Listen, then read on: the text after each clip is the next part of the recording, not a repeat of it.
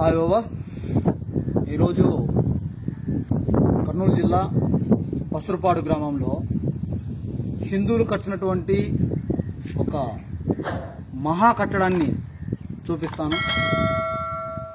దాన్ని ఒకసారి మీరందరూ చూడగలరు. మనము పైనుంచి చూసినప్పుడు భూమికి సమాంతరంగా ఉంటుంది ఈ కట్టడము. అంటే పైనుంచి చూసినప్పుడు ఏం కనిపించదు, అసలు ఏమన్నా ఉన్నదా అని చెప్పేసి కూడా కనిపించదు. ఇక్కడ చూడొచ్చు, మనము చుట్టూరు ఏముండదు, భూమికి సమాంతరంగా ఉంటుంది.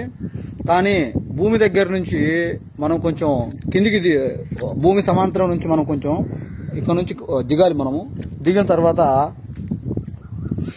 చిన్న మెట్లు ఉంటాయి. ఇది అనుకుంటారు అందరూ ఇది ఒక బావి అని చెప్పేసి, గుండం అని చెప్పేసి. కానీ ఇది యాక్చువల్లీ నీటి గుండం కాదు, ఇది ఒక పురాతనమైనటువంటి టెంపుల్.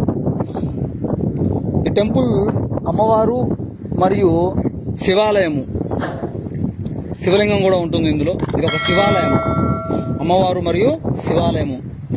ఆ పూర్వీకులు కట్టినటువంటి ఈ కట్టడంలో ఈ యొక్క శివాలయమును ఏదైతే ఉందో ఆ ఒక కట్టడం యొక్క రూపం కూడాను ఇది కూడా భూమిలోనే ఉంటుంది. ఇది భూమి యొక్క సమాంతర భాగం నుండి కింది భాగానికి చేయడం జరిగింది. ఈ కట్టడం కూడాను ఎంతో మహోత్తరంగా కట్టాడు.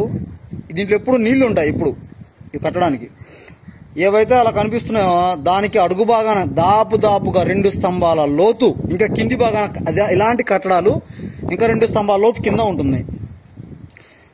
సో మనం ఇప్పుడు నేను దిగడానికి ప్రయత్నం చేస్తాను. ఒక చోటు నుంచి వెళ్ళి నేను మీకు చూపించదలుచుకున్నటువంటి శివలింగాలని వాటిని చూపిస్తాను. 2 ఉంటుంటాయి బావులు, అటు సైడ్ ఒకటి ఉంటుంది, ఇది నీటిగుంట. అక్కడ నుంచి ఈ ప్రాంతం నుంచి కింది భాగం నుంచి ఉంటుంది, కింద ఉంటుంది ఆ నీళ్ళని. ఆ కింది నుంచి నేను పోయినసారి ఇందులో స్విమ్ చేసినప్పుడు ఆ లోపల నుంచి మనము అంటే అవతల గుండం నుంచి లోపల నీళ్ళలో అది ఒక ముఖద్వారం అన్నమాట. అది నీళ్ళలోనే ఉంటుంది ఆ ముఖద్వారము.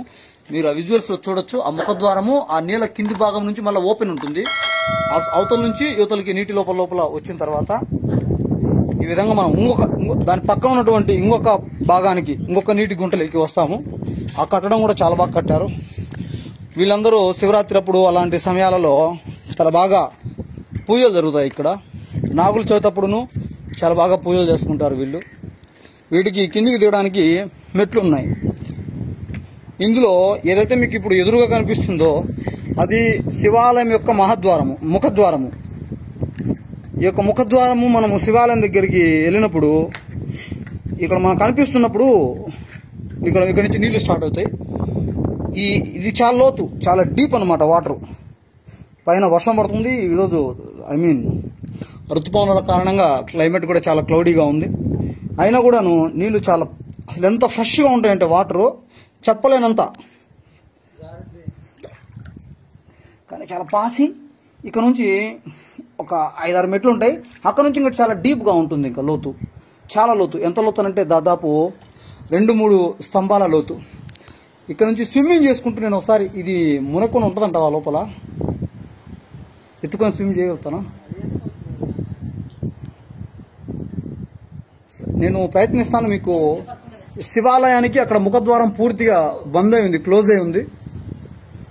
కానీ అమ్మవారికి ఉన్న ముఖద్వారం నుంచి అమ్మవారు మనకు సగం కనిపిస్తారు. నేను ఇక్కడ నుంచి స్విమ్ చేసుకుంటూ నేను వెళ్ళడానికి ప్రయత్నిస్తాను.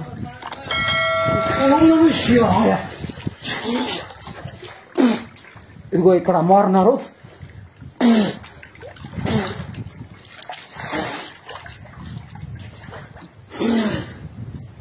ఇది చాలా లోతు ఉంటుంది ఈ ప్రాంతము. మనం ఇక్కడ ఇదిగో అమ్మవారు ఇక్కడ స్పష్టంగా మీకు కనపడుతుంది. నీటిలో అమ్మవారు కనిపిస్తున్నారు, ముఖద్వారము. ఇక అక్కడ మాత్రం అంటే నిలబడలేము మనం. ఇక్కడ చాలా లోతు ఉంటుంది, డీప్ గా ఉంటుంది. ఇక్కడ ఎక్కువసేపు కష్టంగా ఉంటుంది. చాలా నీళ్లు ఉంటాయి ఇందులో. ఆ నీళ్ళలో మనం తేరుతూ చూపించడం జరుగుతుంది మీకు నేను. ఓకే, ఇది ఇక్కడ ఇక్కడ నుంచి కొంచెం లోపలికి. తర్వాత అమ్మవారి దగ్గర నుంచి మనము కొంచెం ముందుకెళ్తే ప్రయత్నించుదాం. మనం ఇప్పుడు స్విమ్ చేసుకుంటూ ఈ శివాలయం యొక్క ముఖద్వారము. ఇక్కడ శివాలయం అక్కడి నుంచి లోపలికి వెళ్ళాలి మనం. నేను సెల్లు నేను లోపలికి తీసుకెళ్ళలేను.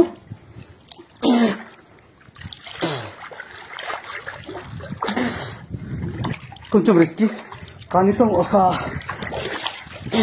ఇక్కడి నుంచి అవతలికి లోపలికి వెళ్ళొచ్చు.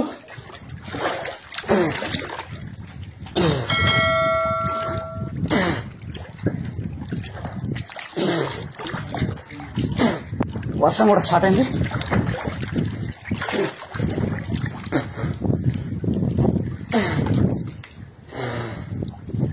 ఓకే, మళ్ళా తిరిగి మనం మెట్ల భాగానికి వచ్చాము.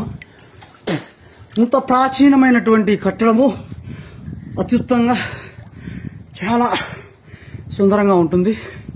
ఆ కట్టడాలు కూడా చాలా ప్రాచీనంగా ఉంది. భూ సమాంతరం నుంచి లోపల భాగాన ఉంటాయి. అక్కడ మనం లోపలికి మునిగి కొంచెం దూరం ప్రయాణించినట్లయితే శివలింగం కనిపిస్తుంది. ఎప్పుడు అది నీటిలో ఉంటుంది. స్వామివారు ఎప్పుడు జలాభిషేకుడై ఉంటాడు. సో ఈ ప్రాంతాన్ని చూడగలరని, వీలైతే ఇలాంటి ప్రాచీనమైనటువంటి కట్టడాల అభివృద్ధి కొరకు గవర్నమెంట్ని, ఎన్రోల్మెంట్ని తెలిసే విధంగా ప్రతి ఒక్కళ్ళు తెలపగరని ఆశిస్తూ, ఓం నమ శివాయ, జై శ్రీరామ.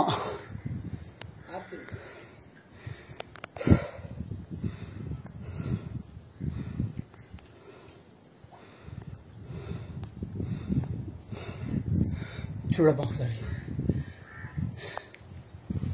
Okay, thank you.